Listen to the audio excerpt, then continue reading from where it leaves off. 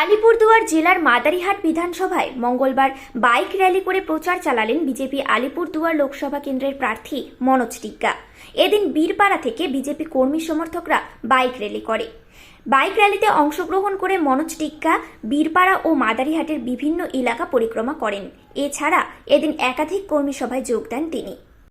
দেওয়াল এখন জানেন আগামী লোকসভা নির্বাচন 2024, এই 2024-এর লোকসভা নির্বাচনে ভারতীয় জনতা পার্টি আলিপুরদুয়ার পুরোপুরি নেমে গিয়েছে এবং বিভিন্ন কার্যক্রমের মাধ্যমে কোথাও ওয়াল লেখন, কোথাও প্রার্থী পরিচয় পর্ব, বাইক র্যালির মাধ্যমে এবং আমরা আজকে মাদারিহাট বিধানসভার প্রচার আমরা বীরপাড়া হনুমান মন্দিরে পুজো দিয়ে আমরা আরম্ভ করেছি এবং বাইক র্যালি এবং দেওয়াল লেখনের মাধ্যমে আমাদের আজকে মাদারিহাট বিধানসভার প্রচার অভিযান শুরু হলো।